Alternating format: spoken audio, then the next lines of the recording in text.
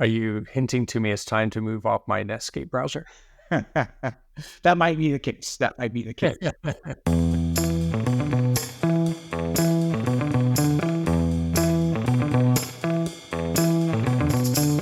Welcome back, everybody, to this week's Sales Strategy and Enablement Podcast. I'm Alastair Woolcock, CSRO here at Revenue.io, and I'm thrilled to have with me a special guest today, a friend of mine for better part of a decade, Derek Knudsen.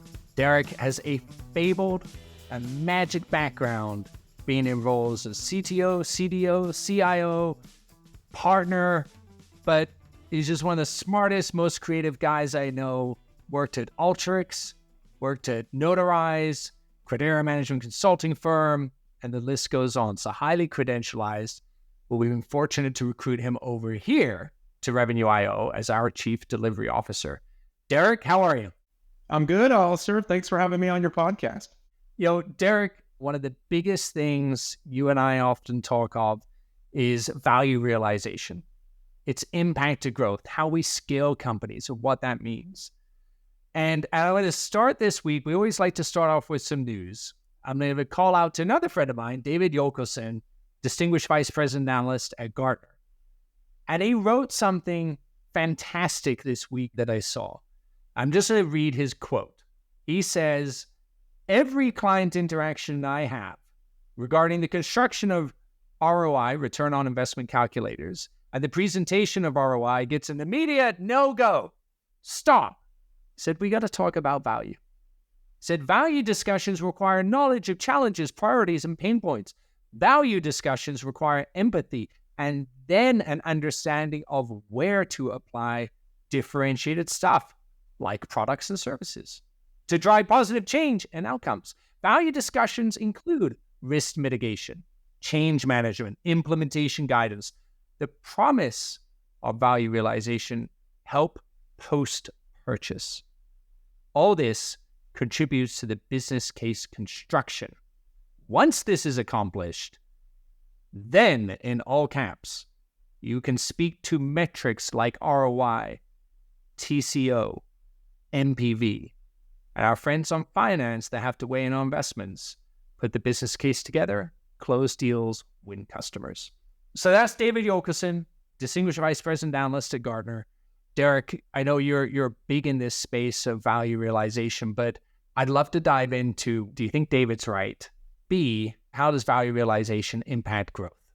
Oh yeah, as you mentioned, this is a space that excites me a ton. I think having been in this industry a long time, you and I have worked a bunch together. I think what we always goal ourselves on is being able to articulate value back in the same language as the customer. And I think it's easy to get stuck on metrics and data that has no correlation to customer outcomes. At the end of the day, the customer buys software or a service to generate a specific outcome.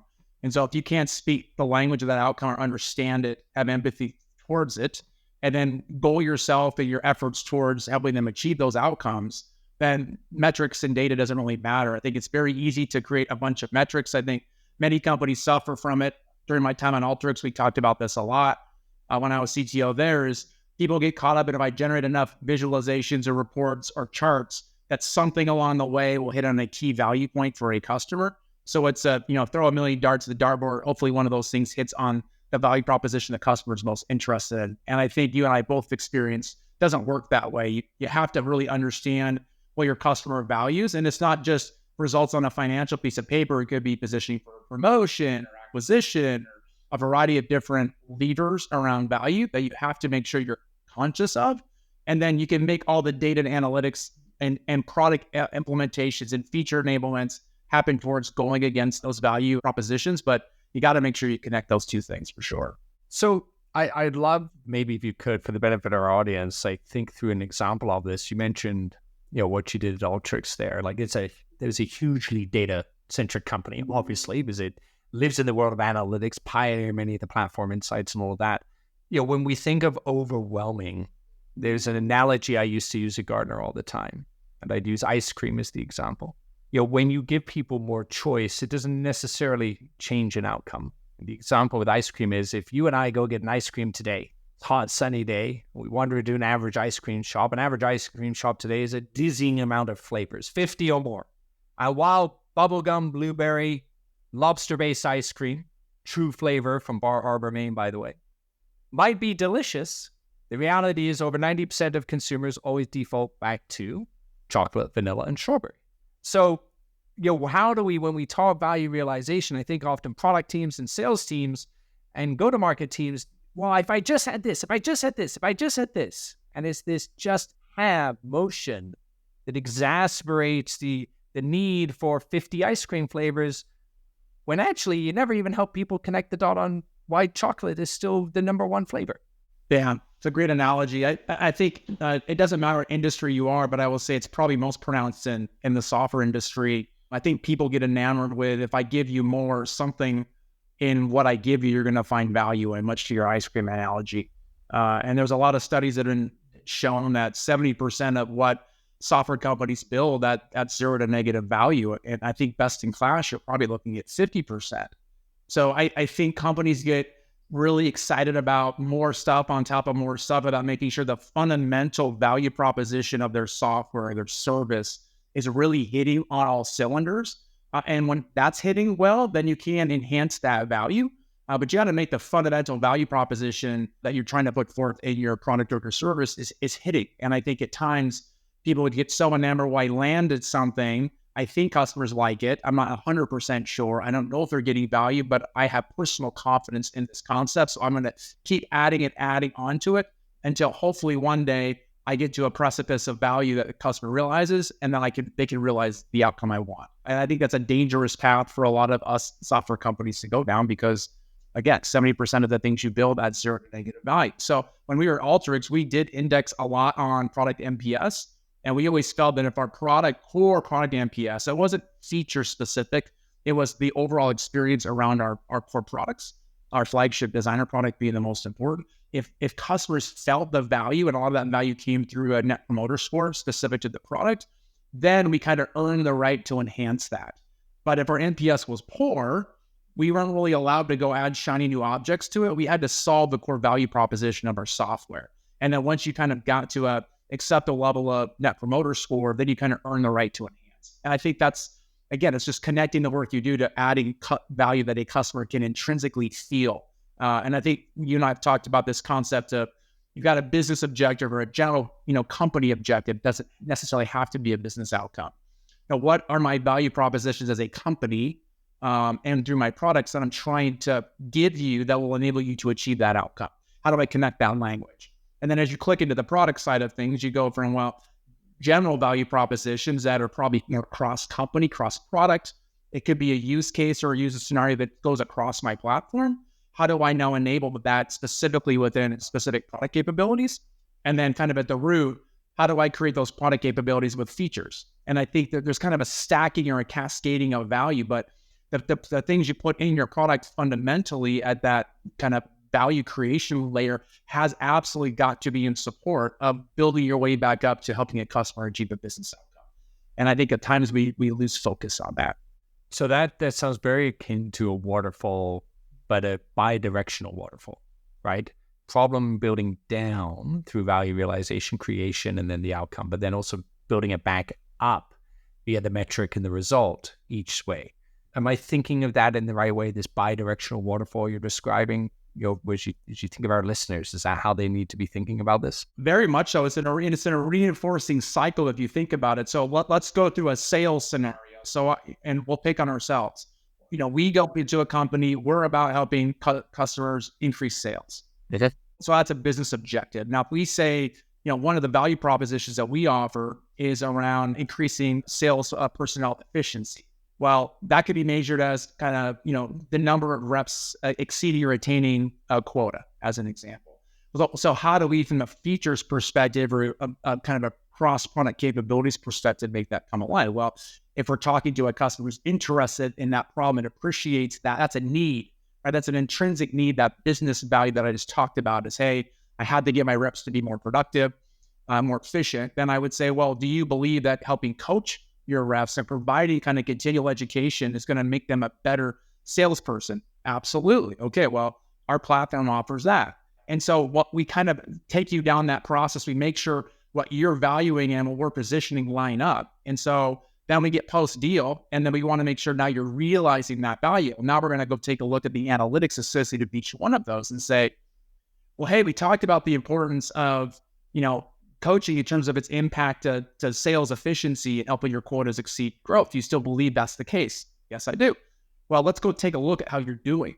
Well, if we take a look kind of at the dashboard associated with coaching, you're not using some of these fundamental capabilities that we've seen will increase kind of coaching outcomes and will improve what we just agreed to, which is those top line attainment numbers you're trying to achieve. Well, interesting. Well, let's go understand why you're not using something within our platform. And let's have metrics looking at, why are we struggling to get the adoption of some of these features? It could be the features aren't implemented in an obvious and intuitive way. It could be we haven't done proper enablement. It hasn't been, you don't have proper internal advocacy for this work. Let's go kind of execute on a get well plan so you can realize the increased coaching, which will impact your quota attainment by having your reps be more effective, which will impact at the end of the day what you care about the most, which is creating this business outcome around increasing sales. And so you can see how it's reinforcing each direction. And I think that's powerful because it crosses the organization too. It's not just engineering or sales, it's your customer success folks, it's your support folks. You're all speaking a common value-centric language that is akin to what your customer values. And so it just reinforces the cultural connection with your customer. And the one thing I want to point out there that I'm a big fan of, that you said quickly, and I just make sure people hear very well, the agreement with the customer at each one of those steps. And I know that sounds simplistic, but I will tell you how often people don't. We sell on, hey, you're going to go achieve X. And then there's never actually agreement on, but what do you really need to achieve in the business? And how are we actually going to measure the change? How are we going to then, from there, ensure we scorecard and understand what is there? And you're lining up that agreement every single piece. And look, everybody listening in, I know it's easy to say, well, create a benchmark and compare. Most enterprise companies today struggle to know what they're doing. They struggle to know how they're performing on a function. So it's great they have a top-line business objective, but they themselves don't actually know what the before and after instance would look like. They know the North Star, but they don't know the nuance underneath. And I think, Derek, what you're laying out there is, yes, it's helpful as a vendor, but equally as impactful to the customer in helping them with this recursive model, this bidirectional waterfall model, to sequentially move through and know from my objective to my value prop to my value realization to the creation, here's how each step is actually going. And we agree, because the person that's realizing the value is probably the individual contributor. The person that's probably sold on the proposition was some director or manager. The objective is coming from the executive that few people are ever going to meet. And the creation of all of that is what the vendor's actually hopefully providing. And I think, you got to lock in and help the customer see that. And that isn't an org chart of how I'm going to support your account. Yeah, spot on that. Like that, I think intrinsically is what you have to focus on, is that customer connectivity point. And as you know, it can easily get lost in terms of selling features. Everybody gets caught up in feature comparisons, whether that be an analyst comparison or what have you, that the more features, mean the better your product is. There's a lot of very simple products out there. I'll pick on Twitter, not a sophisticated product, but it solved an unmet need. And it had a market opportunity that was a customer need that wasn't being satisfied. That's, I think, as an organization, as Revenue.io, and as any software or any company in general, like, you have to continue to anchor on that unmet need.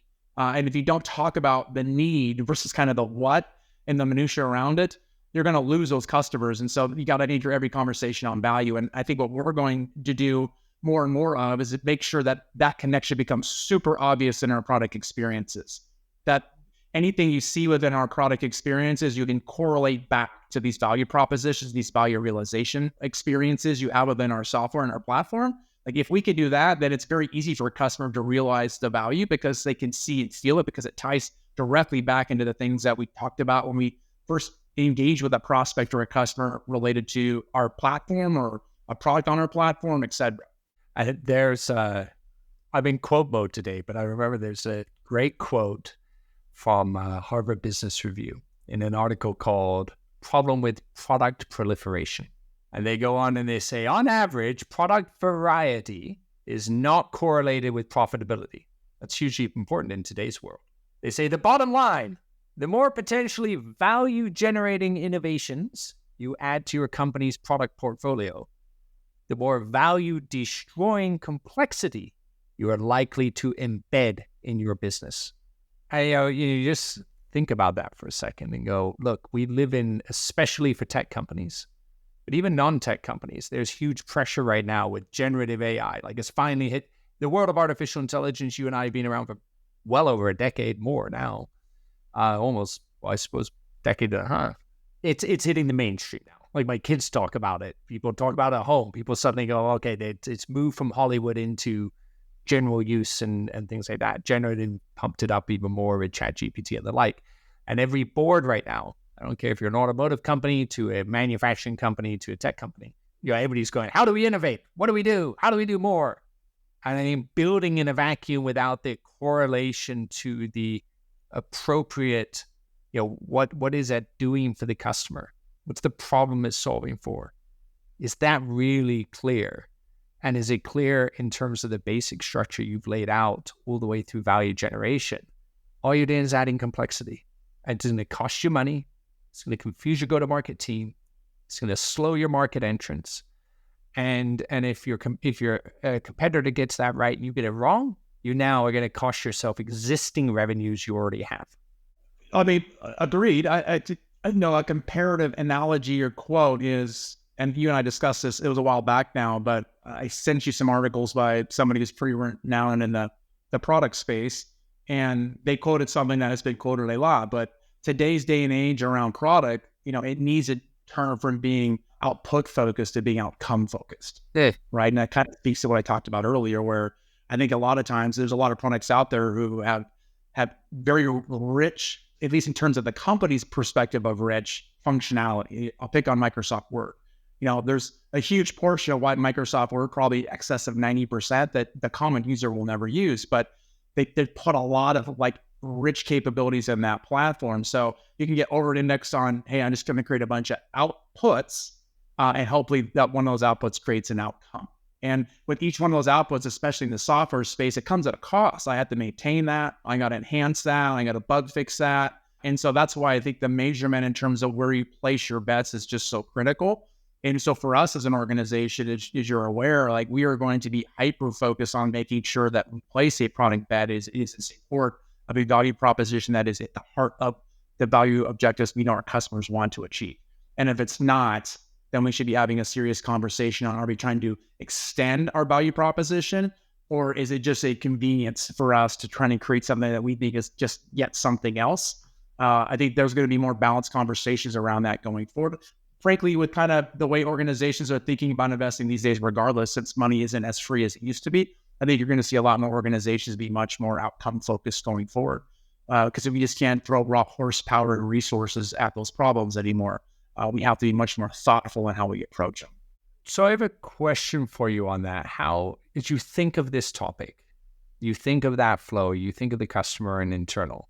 And I'm going to go back to your Alteryx days here as well. And just for context again for the listeners, at that point in time, we're talking 3-ish years ago, roughly, it was on a tear in the market, worth billions. It's one of the darling childs on Wall Street. It's like it was in a highly innovative space, relentless pressure, go, go, go, go, go. How did you make this work at the C-suite? How did you get your chief sales officer on board? How did you get customer success on board? And there's multiple elements to making this work. It isn't just what are we bringing to market and how does that jellification work, and what was that experience like? I think for us there, I think we had a pretty strong and highly empathetic founder team between Dean and Libby that were hyper customer focused. Because I think they grew up with the company when it was one of the older startup companies. I mean, it was founded in the 90s as kind of a nuanced geospatial company. It ended up, 15 years later, to your point, being a darling of Wall Street, valuations that were well in excess of, $10-15 billion. Yeah. Was the one public traded tech stock in the world at one point.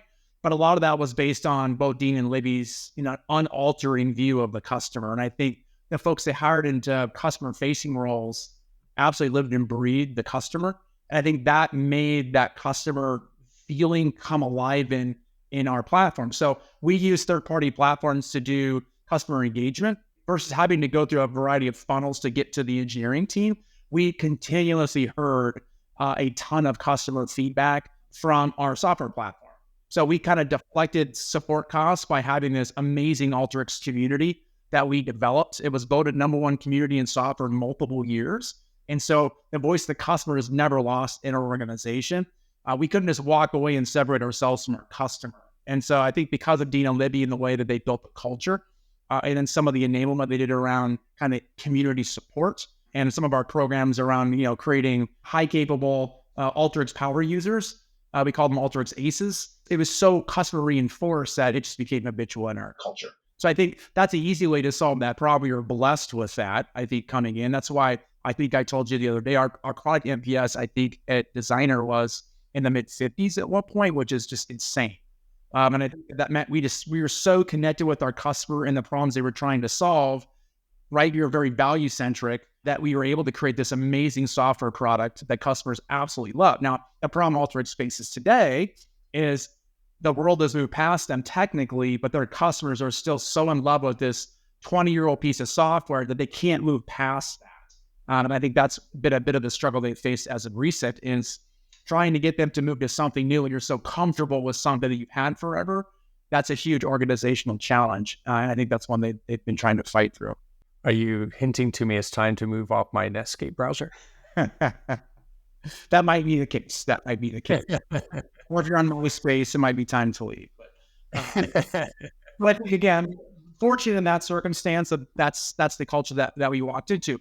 I know, fast forward to Notarize, it was harder to build that at Notarize, a very complex space. Notarization sounds pretty straightforward until you get into the space of real estate. Then it's a really, really complex, difficult problem domain to understand. So I think my engineering team, when I was CTO there, some of them really struggled to connect to the customer problem, especially on that real estate side, because it's such a nuanced, specialized space that you couldn't live and breathe it. It didn't feel like that for us. So it made a bit of an impact for us for sure on that side of it. And we had to work hard to get our way out of that specific position. I want to play the counterintuitive piece here as well, because you've given two great examples of how to go through this and how to create value realization frameworks in companies. What wouldn't you do? Or what are the biggest flags? Well, I would never start bottoms up. Like I think we talked about the value stacking. Is it? You have to be able to understand your customer. You have to start at the business objectives you're trying to meet for your customers and the value propositions that you think yourself and your company are positioned to help satisfy.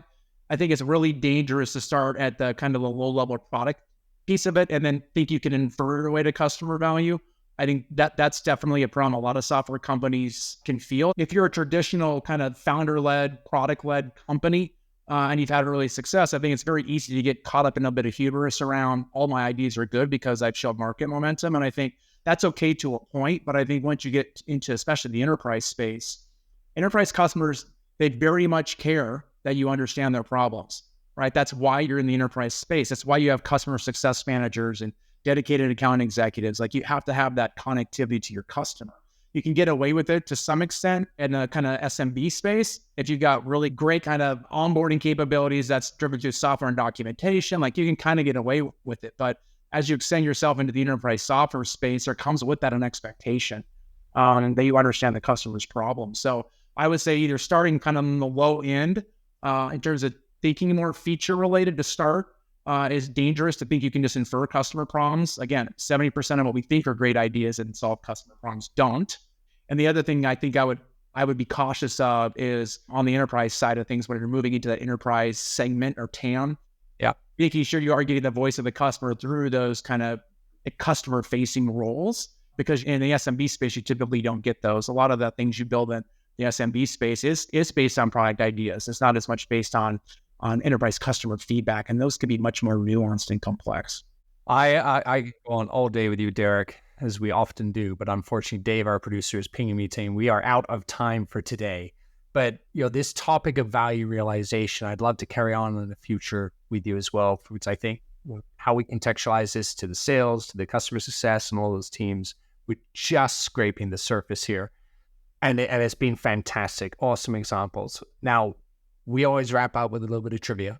And I'll do my best to attempt to stump you. Usually I don't others. But the spirit of creating value and changes that we all are experiencing today. Generative AI is front and center amongst executives. In fact, it is now said by the World Economic Forum that over half of all employees need reskilling over the next 24 months. And helping companies realize the value out of the growth bets that people are going to make in this space is going to be more important than ever, because there's a lot of stuff happening all over the world. So my trivia question for you is this, and it pertains to the amount of people that are already using generative AI. According to a recent study by McKinsey & Company, generative AI is now being used by what percentage of workers? 54%, 64%, 79%. So that's all workers, right? Not just somebody who's in a specific segment. Yeah. I would probably say 54 betting on the non-information worker type folks, but I'm guessing I'm going to be wrong on that. For once, I'm happy I got to stump somebody. So yes, you're wrong. It's actually 79% is what McKinsey & Company found. But your instinct is right, because the part 2 of that statement is only 22% use it regularly for everyday work tasks. And that right there is a lack of value realization. When you have a bunch of people that use it once or twice and think it's going to help, but then you only have regular repeatable usage and it's very low, and you had that big of a delta, clearly we're not realizing value out of the technology quite yet. Yeah, I think that's a great example of that. Derek, thanks so much for joining us today. Love to have you back. Keep up all the awesome work and the stories, the adventures in the world of technology. Thrilled to have you with us here, of course, at revenue.io. For those listening in, please remember to like and subscribe and send in your questions to Howard and I, and we'll do our best to get them on a future episode. Derek, it's been a pleasure having you. Thank you so much. Thanks, Alastair.